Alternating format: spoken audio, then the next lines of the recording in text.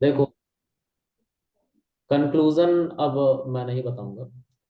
एक काम करते, चलो कंक्लूजन ही पहले देख लेते हैं।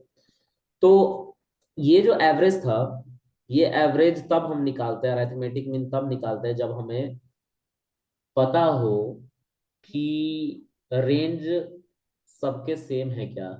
मतलब अगर मेरे पास 5 सब्जेक्ट के नंबर का अगर हम परसेंटेज किसी को बता रहे हैं कि भाई मेरा 95% है, मतलब हर पांचों सब्जेक्ट में इस बंदे के 95 नंबर आए होंगे, तो इसका लोअर वैल्यू और हायर वैल्यू दोनों भी पता होगा जो बताने वाला है कि भाई मेरे 95% आए हैं।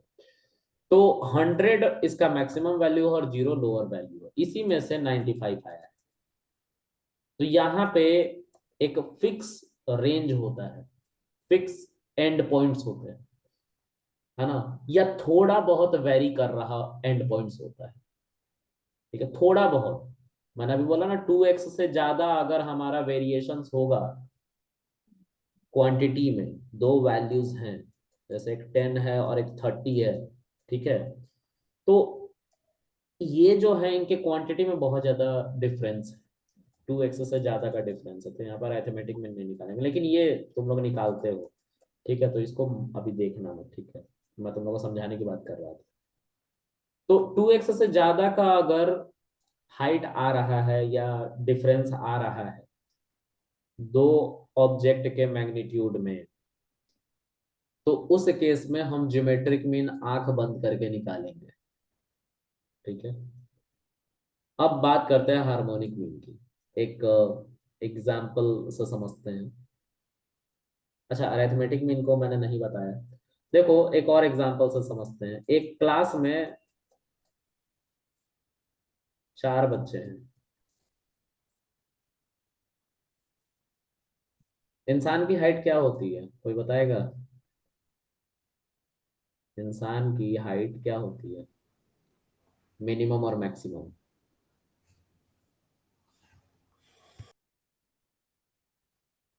हरी कितना हाइट का है, 8 फीट का है, आई गेस, है ना? तो अगर देखा जाए तो 1 से लेकर 6 तक ही होता है, कुछ कुछ आउटलायर हर जगह पे होते हैं। पीरियोडिक टेबल में भी हाइड्रोजन अभी तक आउटलायर बना हुआ है। ठीक है, उसको फिक्स ही नहीं हो पा रहा है कि वो मेटल है कि नॉन मेटल है। ठीक है, तो 1 से लेकर 6 तक ह्यूमंस की हाइट होती है। इन सब की हाइट एक रेंज में ही है, या रेंज पता है कि इंसान की जो हाइट होगी इतनी ही होगी। ठीक है, तो इस केस में हम अरिथमेटिक में निकालेंगे जहां पर हमें फील आता है कि भाई रेंज तो सेम ही होता है, यहाँ पे हमारी हाइट तो इतनी होगी, इससे ऊपर नहीं जाएगी। उस केस में हम अरिथमेटिक मीन निकालते हैं। और जो मैंने ये समझाया उसको भी देख लो, 2x से ऊपर हाइट नहीं जानी चाहिए। तो इस केस में तो हमें पता है ना कि ह्यूमन की हाइट इतनी ही होती है, यहाँ पे ऐसा कुछ नहीं है।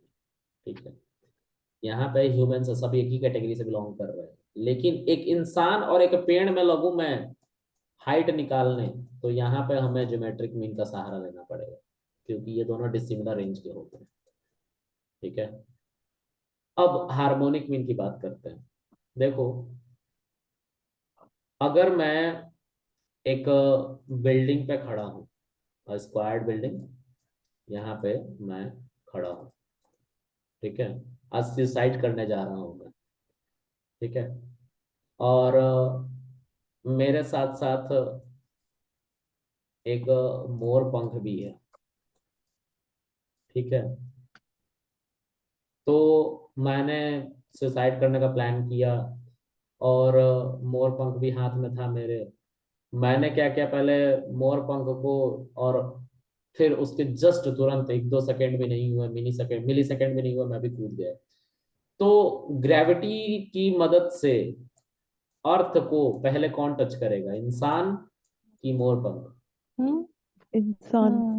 हाँ, इंसान करेगा, बहुत बढ़िया, गुड। क्यों? हमें क्या करना है? क्या? कौन करेगा इंसान की मोर पंख, कैसे करेगा और क्यों करेगा, कोई बताओ। ये वाले वीकेंड। सर इंसान का वेट ज्यादा होगा, वो बहुत जल्दी क्रिसमस फॉल की। करेगा। अरे यार, रुको रुको, इसको म्यूट करने दो। सर ग्रेविटेशनल फोर्स लगेगा ना। इस वीकेंड है क्रिसमस। ओके, तो जो ग्रेविटी है वो हमारा मोर पंख पे कम काम करेगी और इंसान के वेट पे ज्यादा काम करेगी। तो एक चीज का ध्यान देना है यहाँ पे, अर्थ जो है वो पुल करती है एक जी से, स्मॉल जी, जिसकी वैल्यू 9.8 होती है किलोमीटर, सॉरी मीटर पर सेकंड स्क्वायर। ठीक है, और एक कैपिटल जी होता है, फिजिक्स में तुम लोगों ने पढ़ा होगा, 6.67 इंटू 10⁻11। ठीक है, ये भी सेम यूनिट का होता है। तो खैर हम इसकी बात नहीं कर रहे, इतना फिजिक्स नहीं पढ़ेंगे। हम बात कर रहे हैं इस बस यूनिट की, मीटर पर सेकंड की, किलोमीटर को हटा देना, मीटर पर सेकंड। तो एक छोटा सा टर्म है, रेट ऑफ चेंज।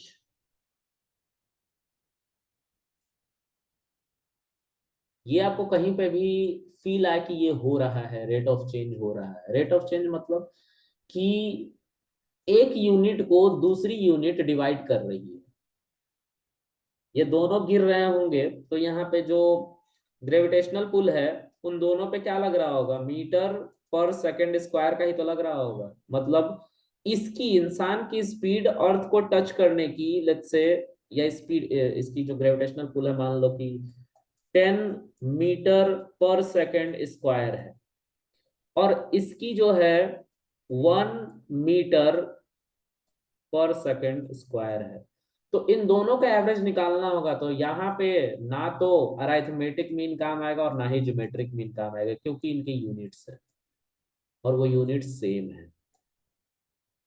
तो यहाँ पे जब एवरेज निकालने की बात होगी तो हम हार्मोनिक मीन जो आखिरी वाला है उसकी मदद लेते हैं, और हार्मोनिक मीन का जो फॉर्मूला होता है n/1/a,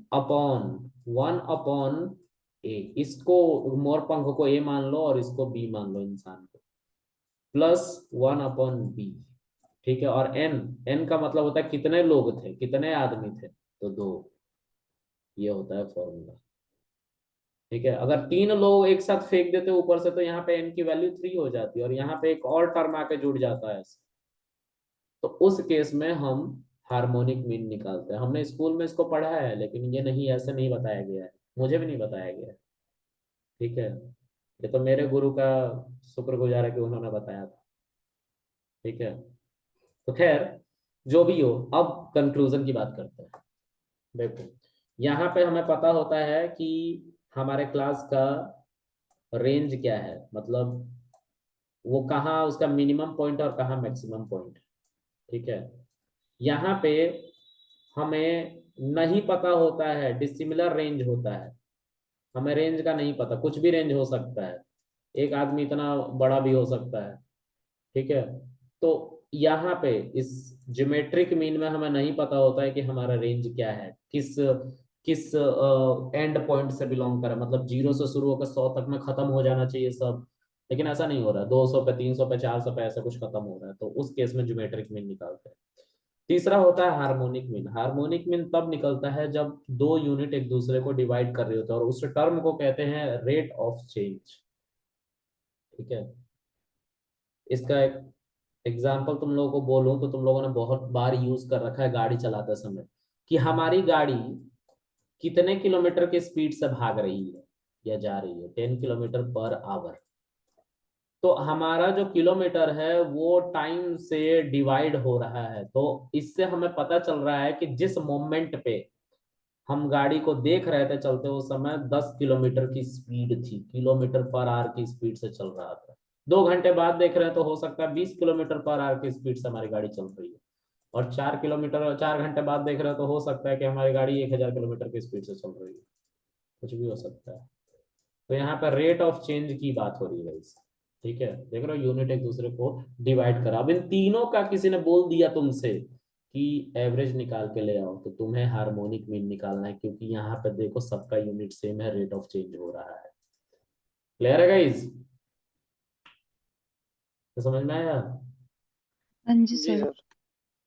चलो, अब हम कल पढ़ेंगे इनके बारे में। ठीक है, थोड़ा जल्दी जल्दी पढ़ेंगे इनको, है ना? तो आज ओके के सर। लिए इतना रखते हैं। ठीक है, बाकी मिलते हैं कल, और 10 o'clock शार्प, मैं थोड़ा सा पहले भी हो सकता है मैसेज कर दूं। ठीक है, तो टेक केयर, बाय गाइस। किसी थैंक यू पूछना सर, है? Good night. किसी कुछ पूछना सर है? एक चीज पूछनी थी यहाँ पे, जैसे ना, जी सर, क्यों पूछनी थी, वो थोड़ा मशीन लर्निंग का क्वेश्चन है, मैं पूछ रहा था आपसे। जैसे हम्म। यहाँ पे जो हम अर्थमेटिक मीन और ज्योमेट्रिक मीन निकाल रहे हैं, हम्म। ठीक है, अभी जो है हमें ज्योमेट्रिक मीन में हमने वो निकाला पेड़ वाला, ठीक है। अभी जो हम्म। जो भी आंसर आता है, ठीक है, तो हम उसे मशीन लर्निंग में एरर ही डिनोट करेंगे उसे, कि तो एक एरर है ना वो। मशीन लर्निंग में हम स्केलिंग का एक प्रिंसिपल यूज करते हैं, जिससे सभी डेटा को हम स्केल करके 0 से 1 के बीच में ले आ लेते हैं। अगर अच्छा। तुम्हें पता चल गया कि ये 1 2 10 1000, तो इस पूरे डेटा को अगर मैं बोलूं कि 0 से 1 में तब्दील करो, तो क्या करोगे?